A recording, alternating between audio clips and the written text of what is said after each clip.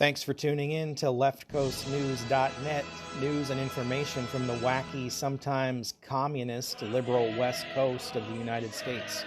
For more, visit leftcoastnews.net.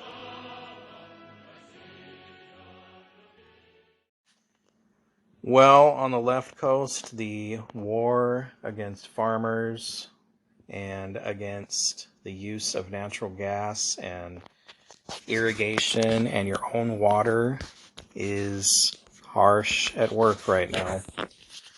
Something you may not have heard was this deal that was done in secret, basically. The nation's energy secretary defended a recent federal agreement on the lower Snake River dams after Representative Dan Newhouse, Republican from Washington, said breaching the dams would be catastrophic, as it would. He questioned Energy Secretary Jennifer Granholm earlier this week at a hearing of the House Appropriations Subcommittee on Energy and Water.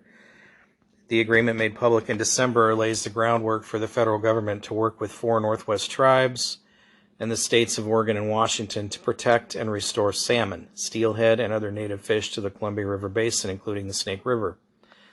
It also requires studies on how the benefits of the 4 Snake River dams in Washington could be replaced. Benefits include electricity production, barging of farm products and other goods, irrigation, and recreation. Commitments made to states and tribes in the agreement are estimated to cost the federal government more than $1 billion. The agreement, worked out behind closed doors in federal litigation, has been called a roadmap toward breaching the dams from Ice Harbor near Pasco to Lower Granite near Lewiston, Idaho. The agreement makes commitments to develop energy replacement for the dams as well as recommending spillage operations, Newhouse said. What energy replacements are going to replace those dams? Spilling more water over the dams rather than using it to produce electricity can help juvenile salmon, but too much spill increases gases such as oxygen, carbon dioxide, and nitrogen in the water that can kill juvenile salmon. Adjusting spilling operations could make the dams functionally obsolete and useless, Newhouse said. Energy prices will skyrocket. People who depend on the river system will suffer, and I believe the salmon population will be harmed as well. It is, in fact, a de facto breaching of the dams. Congress has the sole authority to breach the dams, Granholm said during the Wednesday hearing. I think the agreement was a positive step to replenish salmon, to be able to address hatcheries, to work with the tribes on additional power, she said. But that's because there is not enough power being produced rather than to replace hydropower, she said. The agreement calls for the federal government to assist the 4 lower Columbia River tribes, the Yakima, Umatilla, Nez Perce, and Warm Springs, in developing tribally sponsored clean energy projects. Newhouse said it seems clear from the Biden administration that the plan is in fact breaching the dams. But Granholm said the agreement would prevent consideration of breaching the dams for 10 years, although it includes a study of replacement benefits. There is no de facto or subterfuge here, she said. Newhouse also asked a Washington state official about the impacts of dam breaching. He and 6 other Republican Northwest congressional representatives, including Washington's Cathy McMorris Rodgers, recently sent a letter to Roger Miller, Washington State Secretary of Transportation, asking how the state would handle increased truck and train traffic if the Snake River dams are breached. At a January hearing of the House Subcommittee on Transportation and Infrastructure, Representative Lori Chavez de Remer, Oregon Republican, told Miller that about 39,200 rail cars and nearly 150,800 semi-trucks a year would be needed to move cargo that currently is barged on the Snake and Columbia rivers. That would require 3 times the number of heavy and tractor-trailer drivers now employed in Washington, Oregon, and Idaho at a time of worker shortages in both trucking and rail, the letter said. Now, 60% of all wheat exports are barged through the lower Snake River dams, with a single 4-barge tow carrying as much wheat as about 540 semi-trucks. It is the lowest cost shipping option, according to the lawmakers signing the letter. Without the dams to allow barging on the Snake River, the increased fuel costs, highway maintenance costs, terminal facility maintenance costs, Driver pay and vehicle maintenance costs would come to $69 million a year, the letter said. Rail costs would likely be higher as well, it said. More than $1 billion would be needed for capital investments in highway, rail, grain elevators, and other infrastructure, it said. Capacity on highways and railroads would be at an all-time high. The letter asked Miller for more information on how the Washington State Department of Transportation could continue to meet transportation needs if the lower Snake River dams are breached, and how it would provide alternatives to continue to grow the Pacific Northwest economy. I mean, this is just the continuation of the insanity that goes on in the Northwest. The amount of usage that river gets that would be harmed by this bill is ridiculous. For what? Figure out some other way to get those salmon through there. Why is this being done in secret with the tribes? Why do the tribes get to have the energy benefits of creating alternative energy? There's no alternative energy to that. You're not going to build a solar or wind farm that's going to equal the amount of energy those dams put out. Farms in eastern Washington and Oregon rely on water from those rivers to irrigate their farms. Does anybody care about the food production anymore? We need the added capacity of the electricity from those dams, especially with the state going after natural gas and any other form of energy besides electricity. And this is clean electricity energy. Hydrogen doesn't create any greenhouse gas. And yet, they're going to tear that down to come up with what? Inslee also just signed, he passed the engrossed substitute House Bill 1589 last night. They passed it at 2 a.m. What does that tell you about that? Inslee's going to sign this bill that basically bans natural gas. It's going to allow utilities, Puget Sound Energy specifically, to start planning how to move away from natural gas. Much of King County, Pierce County, Thurston County, and Skagit County, people have gas services. Gas water heaters, gas fireplace, gas cooktop. You would have to replace all those with electric, and that's going to cost somewhere between $40,000 and $70,000 per home. When you're looking at 900,000 gas customers in the Puget Sound Energy Service Area, that's a lot of people. And this is supposed to happen by 2030, in 6 years.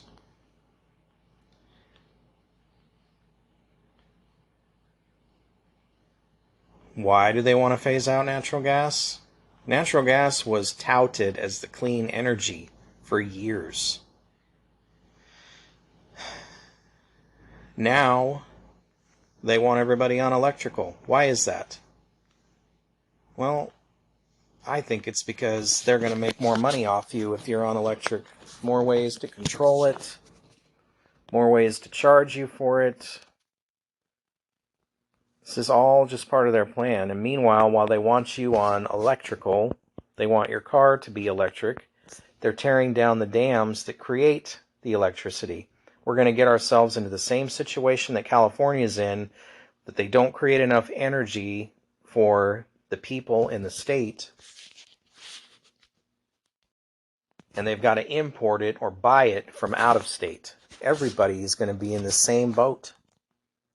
Right now, Washington can create plenty of its own energy for itself.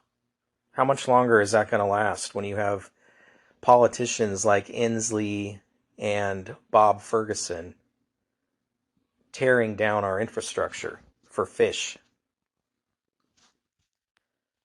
Now, this could be moot as far as the gas ban goes if voters pass Initiative 2117 in November to repeal the Climate Commitment Act and do away with the state's carbon market.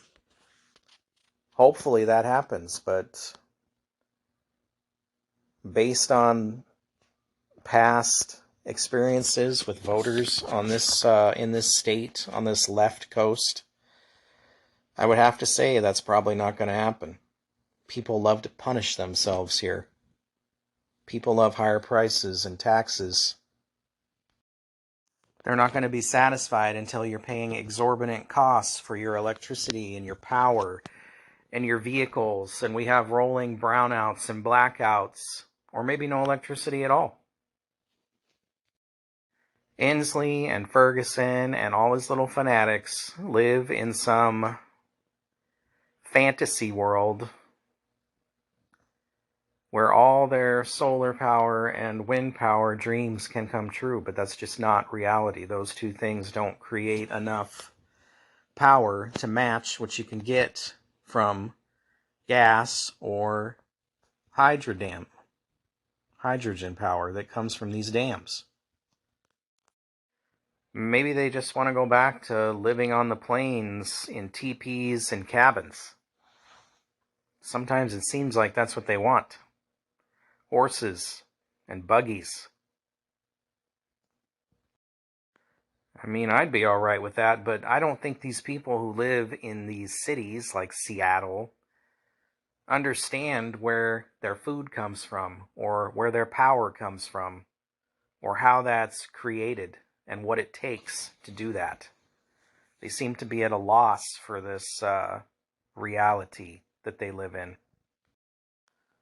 On top of this dam situation and energy situation in Washington, you've got the state of Oregon going after small farmers, telling them they can't use water from their own wells to water their farms if they have chickens, cows, goats, sheep, whatever. If they have barn structures with floors, concrete or gravel floors, they're not allowed to use their own water for that without going through some sort of permitting process, which may or may not be approved.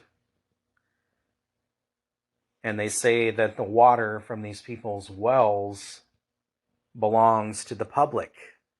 Water in a well on your own property is a public resource that you cannot have access to for taking care of your animals. Now, of course, there was an exemption for commercial operations.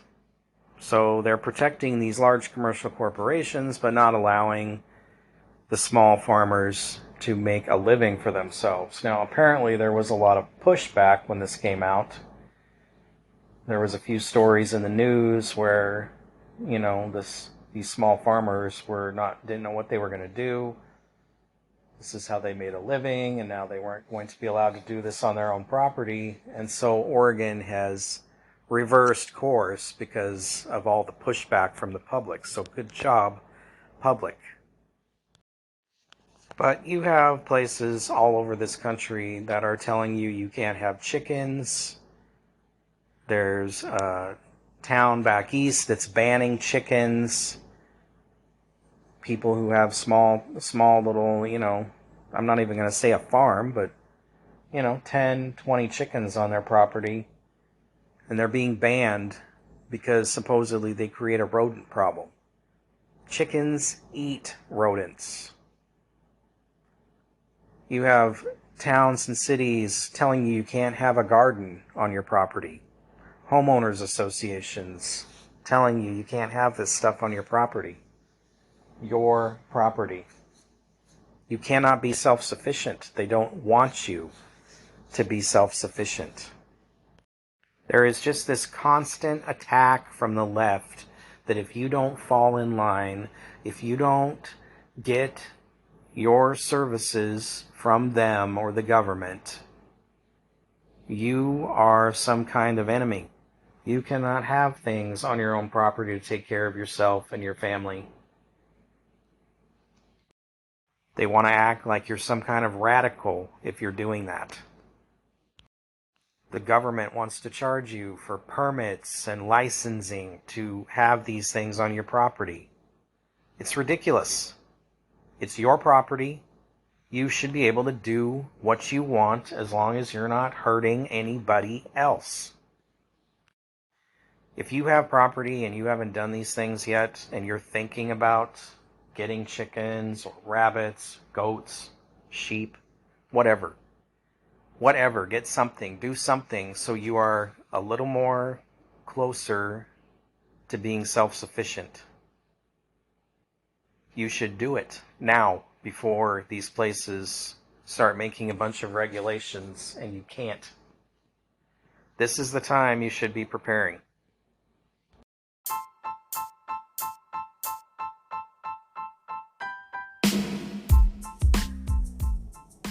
Thanks for listening to Left Coast News.